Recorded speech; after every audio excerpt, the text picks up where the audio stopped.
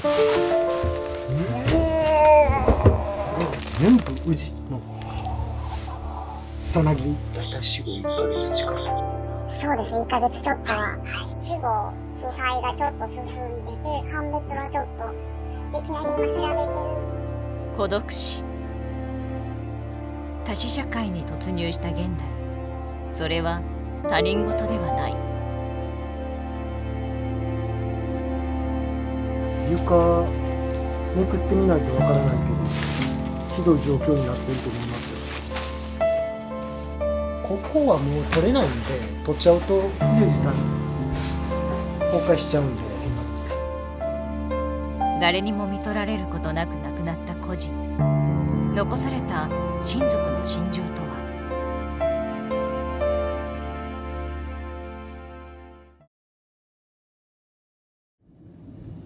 男性の方が一人でお住まいだったみたいで、戸建てのお宅らしいんですね。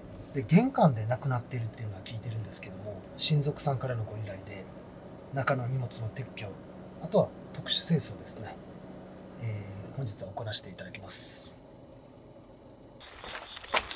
おはようございます。おはようございます。よろしくお願いいたします。お願いします。依頼者は個人の姪にあたる女性。まずは今日の作業について確認を行う。で、中入ってすぐ右の方に入ってお亡くなりになられる。先ほどちょっとちらっと聞かせていただいたら、だいたい死後1ヶ月近く。そうです、1ヶ月ちょっとは、経ってます。生るっていう感じですね。床自体、やっぱり体液がかなり染みてる状況なので、この霧の部分を清掃するっていうのがやっぱり難しくて、もう切り取り撤去っていうような形でバラさせていただいても大丈夫。大丈夫です。はい。どこまで体液、浸透してるですよね。はい。まずは一回床をなるですね。考えさせていただいていいですか。はい、大丈夫です。きっちりちょっと見させていただいて。すみません。はい。よろしくお願いしお願います。します。はい、ありがとうございます。この日現場には出版社の PHP 研究所から取材班が訪れていた。作業の合間を縫って人材育成、組織づくりについて取材に答える。ご依頼者さんを一番尊重させていただいてお仕事させていただいてますので。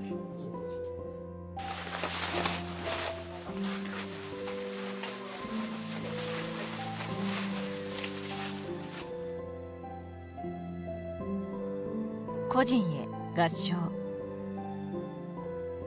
二次感染のリスクを抑えるため、まずは消毒を念入りに行う。座布団があって枕がありますよね。枕元に髪の毛とかがちょうど付着してますよね。で、体液の跡がこうなってますので、横向きながらこう寝られてたのかなっていうようなイメージですよね。テレビがあって、テーブルがあって、座卓があって、おそらく一番このお部屋で過ごされてたんじゃないかとは思いますね。男性が亡くなったのは真夏。連日30度を超える猛暑の中で人知れず放置された遺体は1ヶ月が過ぎる間におびただしい数の虫の住みかとなっていた。遺体が発見された時の状況について依頼者は、近所の方はちょっと回覧板が回ってこないので、どこだどこだって調べて、うちに来ていただいた時になかったっていう、警察の方から聞いたって連絡が入って、それで初めて知った感じです。今日と思われる方が亡くなってたのが発見されたから、死後腐敗がちょっと進んでて、鑑別がちょっとできないで今調べてるが、ただ一度顔を見て確認してもらうことができないので、兄弟である母、妹との DNA 鑑定をまずお願いしたいというふうに言われて、状況的に考えて、多分おそらく本人さんだろうというので、その後に遺体を引き取ったっていう感じですね。この時で死因については司法解剖。になって、それでもわからない負傷っていうので結果聞いた感じですね。これっていう原因はわからないっていうままでもう終わってるというか。ここがもう本当に昔ながらの土間でキッチンですよね。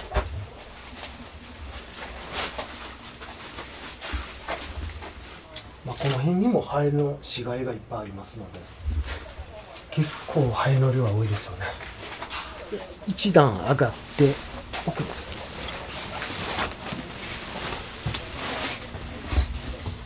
こちらが寝室ですよね。ちょうどベッドがありますね。で押し入れがあってタンスがあって、奥にはちょっとした物置といいますかスペースがあって、普段夜はこちらでお休みになってたんでしょうかね。でそのまま和室が続きで、こちらの部屋お仏壇があって、押し入れ、ここがもうちょうどね入り口の先ほどの縁側部分なんですね。2階はなく平屋ですよね。本当に昔ながらの作りの。一人で住まれてた男性の方って聞いてますので、お仕事も特にはもう引退されてて今何もされてなくてですね、ゆっくりここで過ごされてたんじゃないのかなっていうようなイメージですよね。で結構お部屋見るとシンプルで結構整頓されてるような感じがあるので、きっちり自炊して生活されてたのかなと思って。最後におそらく亡くなったとされる日でいくと2ヶ月前ぐらいですかね、私は。はい。どんな様子でした？全然の中ですね。その時も緑内障の手術があるので、それの同意とか手術の説明を一緒に病院に付き添いで行って、電車乗ってやってきてたので、その後ご飯というかお茶して、普通にバイバイっていうので帰ったですね。今日見つけてほしいものとかあります？多分写真とかは少ない。母曰くほとんど撮ったことがないとは言ってたんですけど、それがちょっとでも1枚でも、なんかもし出てきたら、なんでかんだ喜んではくれるのかなと、思っております。ここ貴重品があるってお客さんも言ってるから、一旦上物だけ整理して出して、そこから下に行こう。家財を搬出するため板の間に上がる。すると足元に違和感が。なんか感触がおかしい。結構染みてます？ザクザクザクって音聞こえる？この音腐ってます？違う。このカーペットの下に全部ウジびっちり。ほら、うわー、ほんまや。床めくってみないとわからないけど、ひどい状況になっていると思いますよ。ここだけやっぱりお客さんが自分でも見れてないというから、貴重品だけ先しっかり確認して。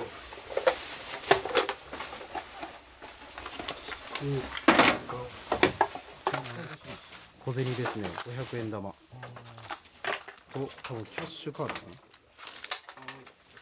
部屋に残されたものを一点一点確認し、貴重品や重要書類を仕分けていく。5万円。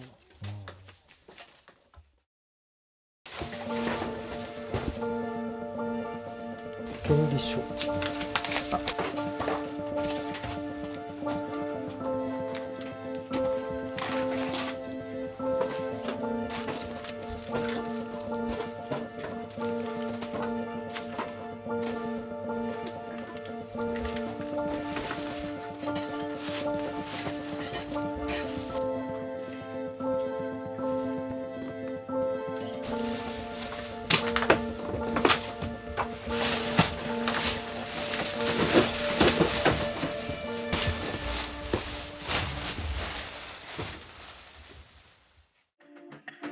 板の間の家財を撤去し、汚染のひどい床の清掃に取り掛かる。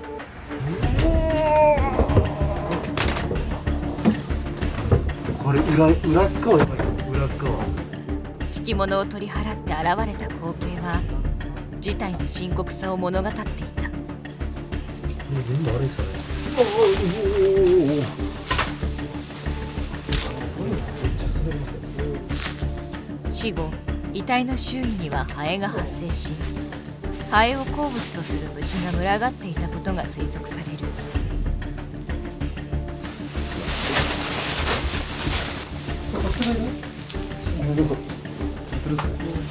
うわー、めっちゃくちゃやな。うわ、こっちはここ、うわ、これ危ない、気ぃつけてよ。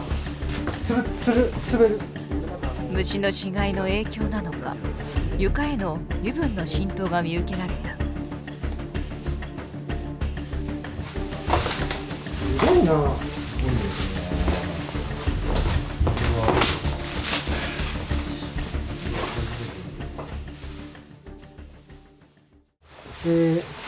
まず一旦絨毯全部剥がしたんですけども、板の間ですよね。これだけね、体液と油染み込んでるんですね。油分、脂肪分。とてもじゃないけど、これはもう清掃することできないので、床めくっていくんですね。で、下もどんだけ染みてるかわからないので、まず床をめくりますので、ただこの状態で床めくるっていうのはちょっとさすがに厳しい。軽く洗浄して消毒してから床めくっていきます。解体作業では汚染された廃材を家の外に運び出す際も安全に気を配る必要がある。そのためスタッフの安全を守るため消毒は念入りに行う。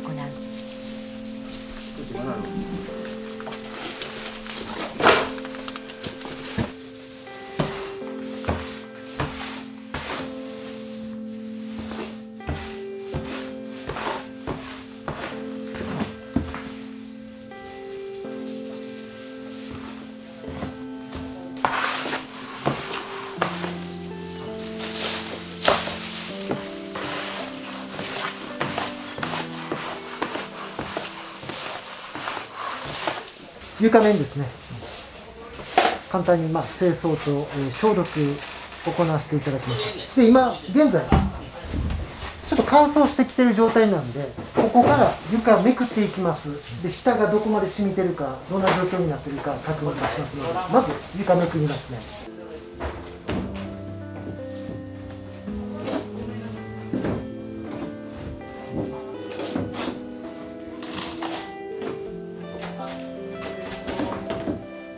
木と木の隙間にやっぱり入り込んでますよね。この辺ちょっと匂いしてきてるの分かります？またここに体液が入っていってるんです。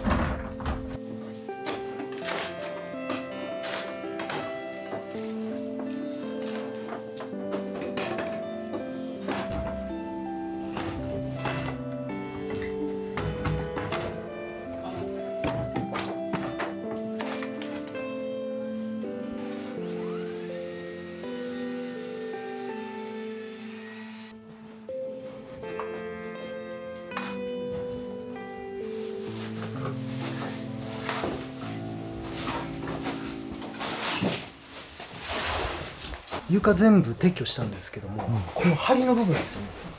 ここですよね。ここはもう取れないんで、取っちゃうと家自体崩壊しちゃうんで、ここはもうある程度、解体されるってこともあるんですけど、ある程度消毒だけきれいに取れる範囲で洗浄します。完全に染みてるね、火の中に。これすごいな。ここだけは何がすごいですか？体液が落ちてますよね。ここだけすごい。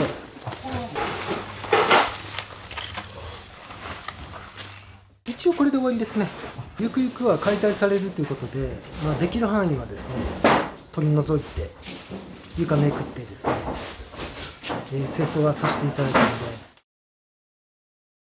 やっぱりもともとご実家とかで皆さんも家出て行かれて高齢の方がお住まいで孤独死されるっていうパターンも結構あります。はい。割合としてはそこまで多いことはないんですけども、全体的にはやっぱり1割ぐらいはこういう集落とか、昔の本当に日本家屋とかですね、家族の方が全員出て行かせられるっていうパターンはありますよね。生まれてからずっと出てないので、83年間一人で違うとこで住んだらって話もしたことはあるんですけど、慣れっていうのもあるのか、別にみたいな。母の方が定期的に、本当に年2、3回やってきて、1ヶ月から2ヶ月行ってちょっと掃除したりとか、っていうのを定期的には来てたので、その時に私も仕事の合間とかに来たりしてたという感じですね。すべての清掃が完了。最終確認をお願いする。はい。完全に傷んだから全部撤去して。落ち着いてると思います。ありがとうございます。だから強くなってくるとかもないんですけども、もう物もなくなってて、一旦全部めくって去ったんで、これ以上はもうないです。わかりました。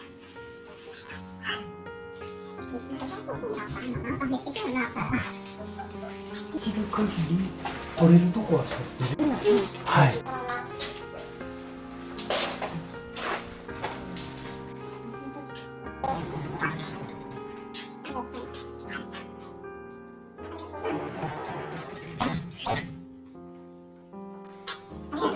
ありがとうございます。お世話かけましたな。とんでもないです。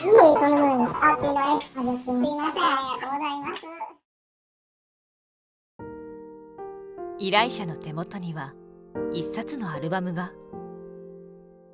ほとんど残っていないと思われていた写真は個人によって大切に保管されていた。お写真見つかりましたよね。そうですね。結構古いですね。思ってるより結構字とかだいぶ古い写真とかも出てきたので、とかあとはちょうど亡くなってはいるんですけど、次男の結婚式の写真とかも出てきたので、またおばに会う時でも渡せたらなと思ってますね。はい。どんなおじさんですか？物静かな感じですね。真面目というか、ただのお酒が好きな物静かなおじさん。思い出の写真とかございました？あと意外と私は小さい頃とかありました。いとこがちっちゃい頃のが出てきたので、それもちょっとまた100ヶ日とかで集まる時にみんなで話せたらなと思ってます。私の場合はちょっと特殊だとは思うんですけど、何かあった場合はご紹介させていただきたいなと思いました。ちょっと台風も迫ってる中で、暑い中でいろいろやっていただいて本当にありがとうございました。またちょっと今日は母屋だけだったので、離れとかちょっと小屋とかまだまだ片付けるとこがあるので、そこももしちょっと落ち着いた後にお願いできたらなと思っております。ありがとうございました。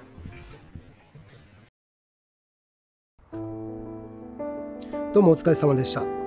無事作業の方すべての工程完了いたしました。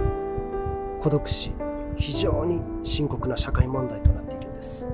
今回の集落での孤独死、都会での真ん中の孤独死ではない。本当にですね、人とのつながり、これを維持するということが重要だと私痛感いたしました。家族親族との定期的な連絡、地域コミュニティ活動への参加、自治体の高齢者向けサービスの活用、社会全体で支え合う意識の重要性、大切だと思います。一人一人の意識と行動が孤独死を防ぐ鍵となると思うんです。ご視聴いただきどうもありがとうございました。